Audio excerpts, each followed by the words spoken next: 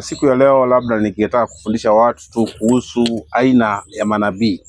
Na jambo la kwanza mimi nitawaambia kwamba ole wenu nyinyi ambaye mnawepeleka ndoa zenu kwa manabii. Kwa sababu jambo la kwanza, unapoenda kwa nabii ili akutengenezee ndoa, kuna jambo moja, kuna kosa moja huwa unakuwa umekosa. Ama kuna wengine wanataka kujua mapenzi ya Mungu ni gani katika ndoa. Na ukiona mwanaume anakupeleka kwa nabii amechoshwa na wewe. Na ukiona mwanamke pia anakupeleka kwa nabii amechoshwa na wewe, kwa sababu ndoa ni kati ya mke na mume. Mlipendana nyinyi wawili, hapa kuwepo mchungaji pale, hapa kuwepo mtu watatu. Na kwa sababu ndoa yenyewe ilitoka kwa Mungu. Mungu alipo muumbia Adamu mke, aliacha Adamu akalala na akatoa ubavu kwake akamuumbia mke. Kwa hivyo ndoa itself was ordained by God, si mwanadamu. So na tena maandiko yanasema kwamba atakaye ingia katikati ya wale wawili umependana ni kifo. So kuna mambo ambayo labda nakanganya watu wakati ambapo labda mtu anachukua mke wake wanaenda kwa nabii, alafu nabii anamwambia wewe si mke wake na wewe labda si mume wako. Na mimi labda nataka niambie watu, nataka nifundishe aina ya manabii, aina tatu ya manabii ambao wanaitwa fake prophets. Natangulia aina moja, na mimi nataka sijataja mtu, lakini nasema aina ya fake prophets. Aina ya kwanza ya fake prophet. Fake prophet ni wale ambao unapoenda kwake ukiwa na ndoa, lazima hiyo ndoa ishe. Wanaitwa fake prophet. Kwa sababu kazi ya fake prophet ni kazi ambaye ni ya kutenganisha. Na hao ambao ni fake prophets ni wale wako na roho ya divination spirit. Divination spirit inaweza kuona kila kitu kwako, lakini badala ya kutengeneza ni kuharibu, huwa inaharibu. So yoyote ambaye anaenda kwa fake prophet ambaye anakuwa na divination spirit, akiwa na ndoa, hiyo ndoa huo inaisha, kwa sababu kazi ya divination spirit huwa ni ya kutenganisha, si ya kujenga. Na kuna kitu nataka nifundishe watu hapa kuhusu mambo ya ndoa. Kuhusu mambo ya ndoa, kama kuna mtu anaweza fanya judgment ya ndoa ni Mungu peke yake. Na ni kwa nini nimesema hivi? Unapoangalia maisha tunayoishi saa hizi, utakuta watu wengi ambao wako kwa ndoa, utakuta kuna mtu alijaribu ndoa ya kwanza haikufanya kazi. Akajaribu ya pili haikufanya kazi. Akajaribu ya tatu haikufanya kazi. Akajaribu ya nne haikufanya kazi. Akajaribu ya tano haikufanya kazi. Na labda akaelewa haya ni madhabahu ya kwetu ambayo yananizuia mimi nisiolewe. So anaamua kuvunja yale madhabahu, basi na Mungu anampa ndoa ambayo ni permanent. So anapoenda kwa prophet, fake prophet ambaye akona divination spirit, yeye ataona yule mume wa kwanza ambaye ulishindwa kukaa na yeye. So swali ni hili, kama ulishindwa kukaa na yule mume na ukawachana na yeye, ukaenda kwa mwingine ukashindwa kukaa naye ukawachana na yeye, ukaenda kwa mwingine ukashindwa kukaa naye ukachana na mwingine, wale uliowaacha bado wako pale wanakungoja? Hawakungoji, wali move on, maisha yao yakaendelea. Yule ambaye alishindwa kukaa na wewe, labda kuna mtu alikuja maishani mwake na waka move on, na utakuta labda wamezaa watoto watano, wanne. Na wewe mahali ambapo uko unakuta labda kwa hiyo ndoa labda hata mkuzaa mtoto na yeye, ama mlizaa mtoto mmoja ukatoka pale ukaenda kwa ndoa nyingine ukazaa mtoto, ukaenda kwa ndoa nyingine ukazaa mtoto, ukaenda kwa ndoa nyingine ya 4, labda huku bahatika na mtoto. Lakini kuna mwanaume ambaye ulipokutana na yeye akakupenda na hawa watoto uko nao, na umekaa pale, umekaa na amani. Ndoa zingine uko unamaliza miaka 2, miaka 3, lakini kuna mahali ambapo umeenda ukatulia, na umetulia mahali pale, umeendelea, umesonga mbele, umezaa mtoto 1, 2, 3, ama umezaa watoto wengine 2 ama 3, na umetulia mahali pale. So unapoenda kwa nabii anakuambia rudi katika ile ndoa ya kwanza. Do you think hiyo kitu itawezekana? Haiwezekani. Kwa sababu Mungu wetu si Mungu wa kurudisha watu nyuma. Nataka mlielewe, na mimi nafundisha mimi nafundisha kama mtume kwa sababu jambo la kwanza mimi nashukuru Mungu kwa sababu hata licha ya kuwa mtume nina hiyo neema ya uchungaji na ya ualimu. Na kuna wale manabii tu ambao wako na roho ya uinjilisti, yeye hataki kujua. Hataki kujua utaenda uangukie wapi. Hataki kujua kwamba ukitoka kwa hiyo ndoa hiyo utaenda kuhangaika na watoto, hataki kujua. Kwa sababu swali ni hili. Umekuja umezaa na mwanaume wa watoto watatu. Alafu mchungaji amekwambia achana na huyo mwanaume, watoto wataenda wapi? Mbona sikupe suluhisho kuhusu hao watoto, kwambie hao watoto peleka mahali fulani, na wewe uende mahali fulani. Na una imagine kama ulitoka kwa mume wa kwanza huko na watoto, umeenda mahali umezaa watoto wanne, alafu rudi kwa hiyo mwanaume, do you expect hiyo mwanaume atakukubali na watoto watatu ambao umekuja nao tena? Na do you expect hiyo mwanaume anakaa tu pale akingoja wewe? Hapana. Kuna kitu ambacho nachojua kwamba hatuishi katika sheria, lakini kuna watu wanalazimisha watu kukaa katika sheria zile za Musa, ambao kwamba mtu akipigwa, akifanya makosa anapigwa na mawe. Yesu alipokuja, alikuja kuondoa zile sheria ya Musa na akaleta kitu inaitwa grace. Watu wengi saizi tunaishi by grace. Si kwamba sisi ni watakatifu, si kwamba sisi ni wasafi, tunaishi kwa sababu ya neema ya Mungu. Wengi tumetenda mambo mabaya, lakini kwa neema ya Mungu, Mungu ametusafisha. Na mimi nasema kwamba Mungu haangalii yaliyopita. Mungu wetu si wa kurudisha nyuma. Ulitenda dhambi, ukafanya usherati, ukaolewa kwa ndoa ya kwanza, ya pili, ya tatu, ya nne, ya tano, yoyote, ulipoenda mbele za Mungu ukamwambia Mungu, hayo yote niliyofanya nilifanya kutojua, Mungu atakusamehe na hata kurudisha nyuma. Anayekurudisha nyuma ni shetani peke yake. So nasema kazi ya fake prophet ambao wako na spirit ambayo inaitwa divination spirit ni ya kuvunja ndoa za watu. Na mtu ambaye ni diviner, ukienda kwake kama una ndoa lazima itaisha. Na watu wote ambao wanatembea kwa manabii ambao wana divination spirit, kama alikuwa na ndoa huwa inaisha. Kwa sababu huwezi kukaa kwa diviner kama una ndoa. Roho yako na yake haitaelewana. Au anataka ukae kwake ukiwa sasa wewe kama uwe mtumwa wake. Anachukua kile kilicho ndani yako, basi kinakuwa chake. Anapoondoa ndoa kwako, jambo la kwanza sasa utaweka tumaini kwake, kwa sababu umekubali amekwambia ondoka kwa hiyo ndoa. Kisha sasa utamwambia nitafanya nini? Anakuambia ngoja, nitakupa ndoa ambaye ni yako. Na katika ule muda utakaa mahali pale, basi atakwambia tutaendelea kuomba, na ili upate mume wako unahitaji sacrifice ya shilingi 100. Utoe sacrifice ya shilingi 100 ndio nikupe mke wako. So utamwambia sacrifice sina kwa hiyo pesa. Atakwambia basi utafanya hivi, uwe unatafuta step by step, kila ibada unapokuja na 7,000. Kila ibada unapokuja na 7,000 mpaka hizo pesa zifanye nini? Zifike.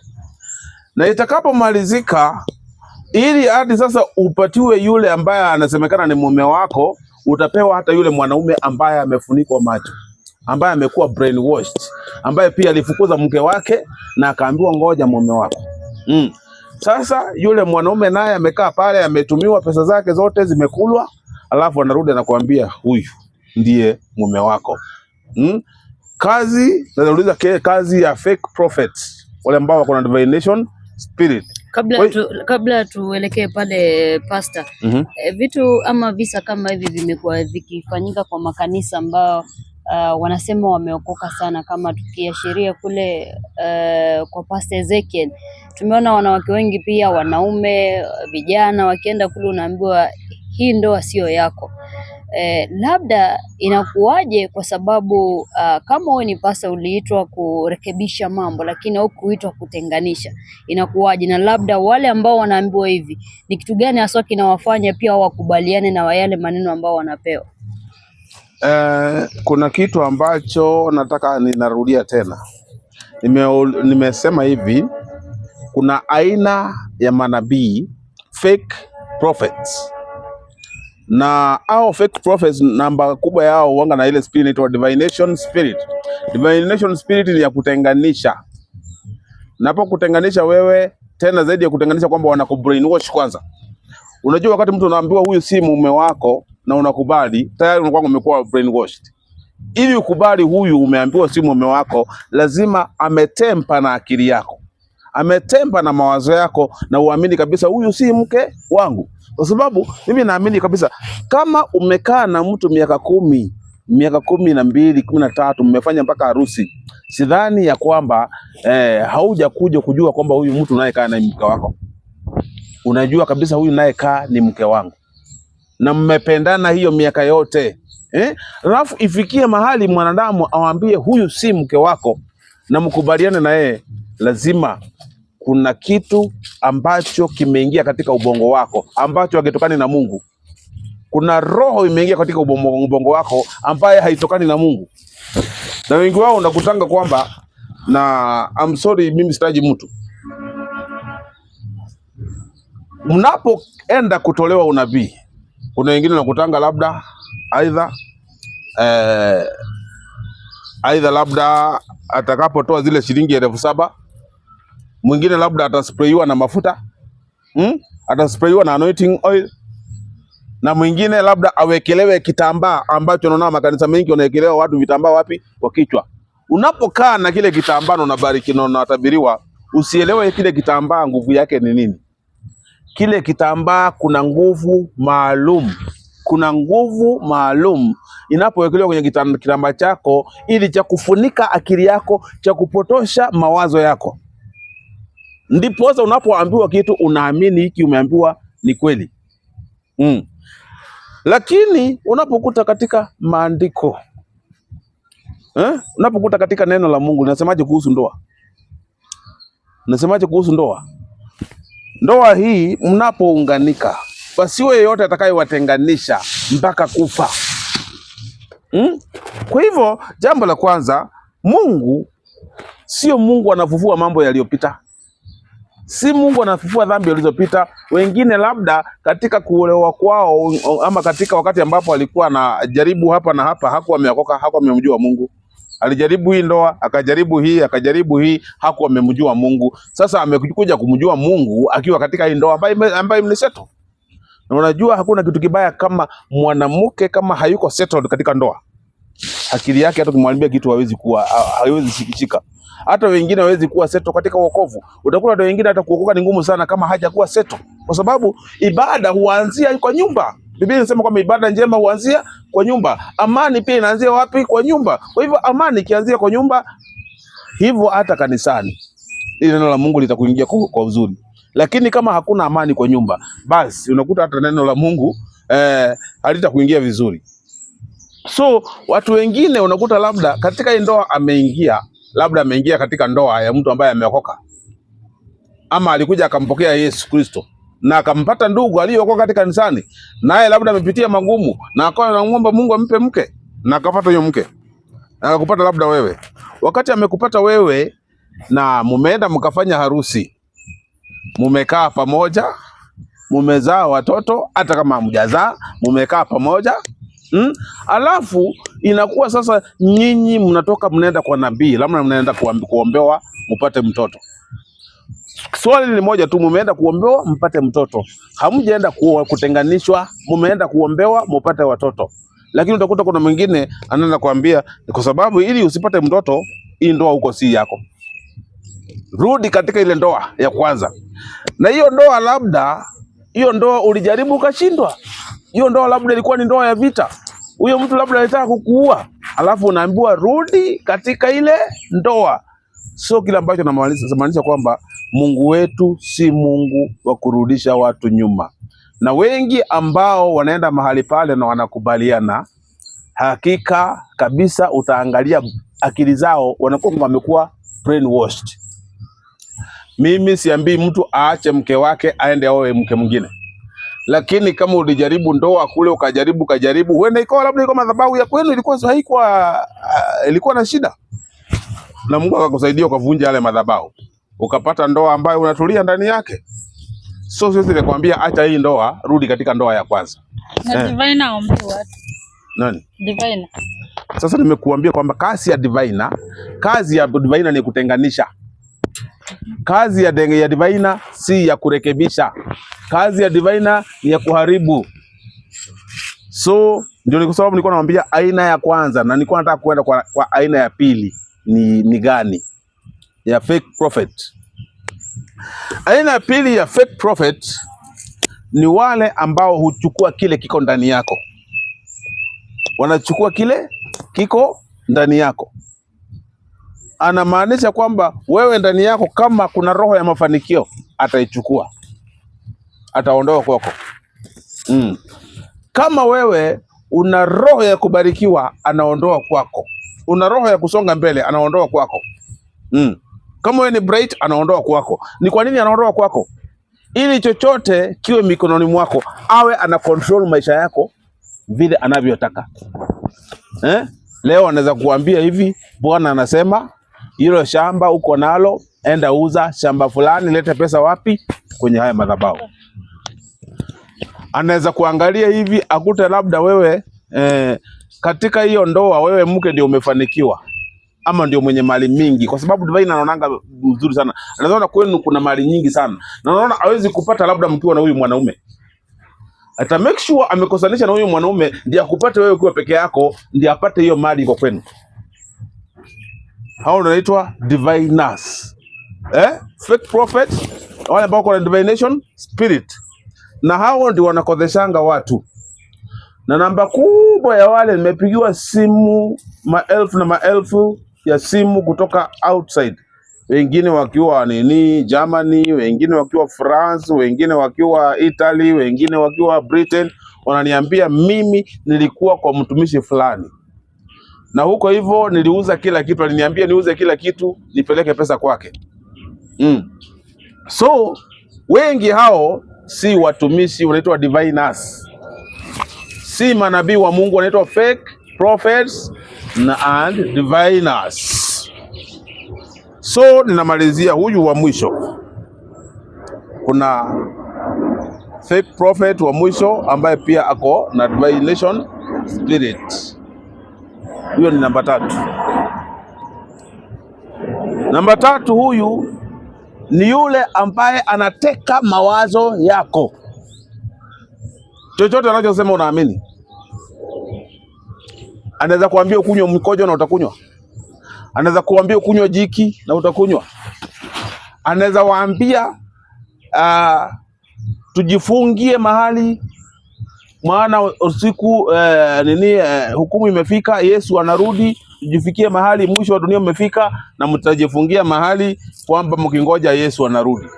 Anaweza waambia msikule ili muende mbinguni, vile ambavyo Makenzi alikuwa anafanya watu, na kuna watu ambao wanafanya hivyo. Hata hivi karibuni si ulisikia nani anaitwa Mightiest Prophet aliambia wafuasi wake Yesu anarudi, dunia inafanya nini? Inaisha. Na kwa wanangoja kurudi kwa Yesu, na yakamwambia dunia inaisha, lakini bado iko haijaisha. So kuna hao type ya fake prophets, na ukikaa chini ya hao you will never achieve anything katika maisha yao. Nimalizie sasa na utajuaje huyu ni fake prophet? Utajuaje huyu ni nabii ambaye anazungumza, nabii ambayo anazungumza ukweli? Nabii wa Mungu huweka hope. Narudia tena. Nabii wa Mungu anawekanga hope ndani ya maisha yako, tumaini. Kila wakati anakuambianga kuhusu tumaini. Lakini fake prophets always anaongea kuhusu prosperity. Prosperity, utafanikiwa namna gani, utainuliwa namna gani, sijui utaenda wapi, sijui utainuliwa namna gani, utanunua gari namna gani, utaenda ng'ambo namna gani. Sasa hiyo ndio kazi ya nini? Ya fake prophet. Umeelewa? Labda pastor, kuna mavazi ambao wale wachungaji wameanza kuvaa siku hizi, labda kuna yale ya red, kuna yale ya white, yana maana gani? Sasa wacha nieleze habari ya mambo na white na mavazi.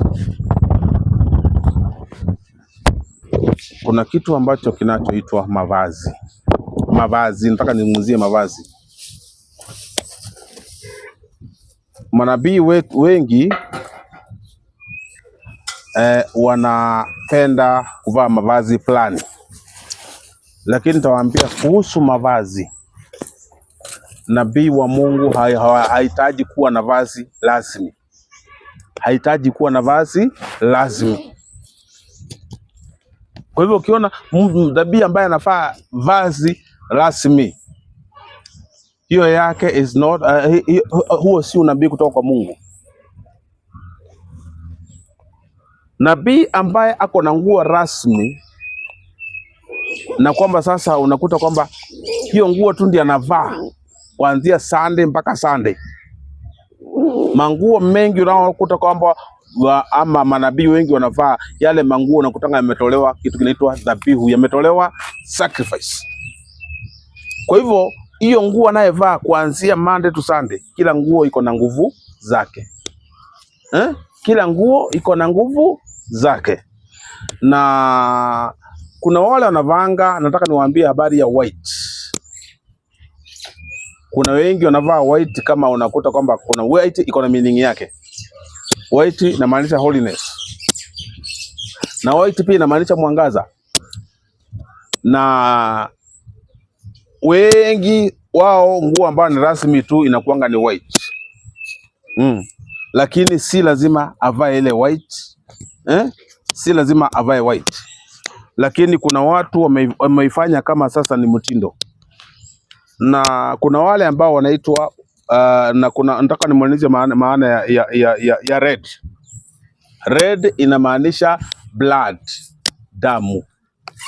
Na ukiona nabii ako na nguo ambayo ni ya red, inamaanisha damu. Na hiyo damu inamaanisha nini? Inamaanisha kwamba huyo nabii hawezi kuhudumu bila sacrifice. Huyo nabii kile kinachofanya nini, ibada yake inafanyika ni sacrifice. Si sacrifice ya kiungu, sacrifice ya kuchinja. Na unakutanga wengi wa manabii wale ambao wanatumianga nini, nguo, wengi wanatumianga red na white. Red na white. Red na white. Na red sana inatumika na waganga. So ukitaka kujua huyu fake prophet, lazima nguo zake kuna red ndani. Sababu red inamaanisha damu. Na hiyo damu inamaanisha kwamba lazima kuwe na sacrifice. Kuna madhabahu yanafanywa, kuna kule kuchinjwa kunafanywa. Kuna hiyo aina ya kuchinja, kuna mahali ambapo kuna hiyo hali ya kumwagika damu. So ukiona nabii yote amevaa red, kuna red na kuna white, unamaanisha hapo kuna damu inahusika. Na ukiona kuna damu inahusika, unafaa ukimbie, utoroke sana. Kwa sababu mahali kuna damu inahusika, inazungumzia habari ya vifungo. Inazungumza habari ya laana. Inazungumza habari ya madhabahu. Madhabahu, kuinua madhabahu fulani. So unakuta nao manabii wengi ambao wanavalia red na white, inamaanisha kuna vifungo. Unapoenda pale, utaenda kujiunganisha na vifungo fulani katika maisha yako. Maisha yako yanakuwa na vifungo fulani kuanzia wakati huo. Na wengi wao unakuta kwamba anapoenda kwa nabii, wengi wao unakutanga inaweza kuwa ni kanzu ya white, lakini lazima ikuwe na mistari ya red, ama white pande moja na red pande moja. Hii inamaanisha kwamba lazima kuwe na masacrifice ya damu. Katika ile huduma imesimamishwa na masacrifice ya damu. Kwa hivyo unapoenda kwa yule kwa huyo nabii, lazima akuunganishe na masacrifice ya damu na madhabahu za damu ambazo zitaleta vifungo katika maisha yao. Na ninakuta watu wengi maisha yao yamefungwa. Watu wengi anatoanga, lakini hakuna progress. Anapotoa vile, badala ya kuinuka anarudi chini. Anapotoa labda magonjwa yanaanza kuingia katika familia yake. Anapotoa unakuta familia yake kuna vifungo vinaingia tu vingi, kwa sababu umejiunganisha na madhabahu ambayo si ya kiungu, madhabahu ya damu. Nafikiri tunapomalizia na swali la mwisho.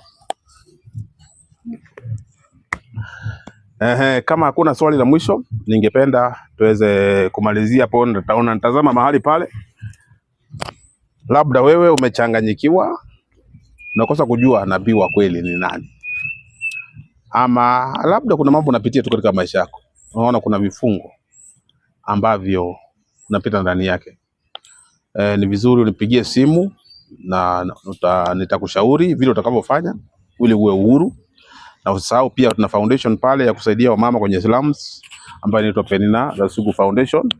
So ukitaka kunifikia kwa wale ambao wako nje ndio ninaruhusu wanipigie kwa WhatsApp, kwa sababu watu wengi naposema WhatsApp kila mtu anapiga kwenye WhatsApp, na unakuta sasa nimekuwa wakati mwingine hata simu ninakosa kuhudumia mpaka wale watu ambao wako ng'ambo. So kama wewe ni hapa, nipigie simu direct ama uje unione ofisini.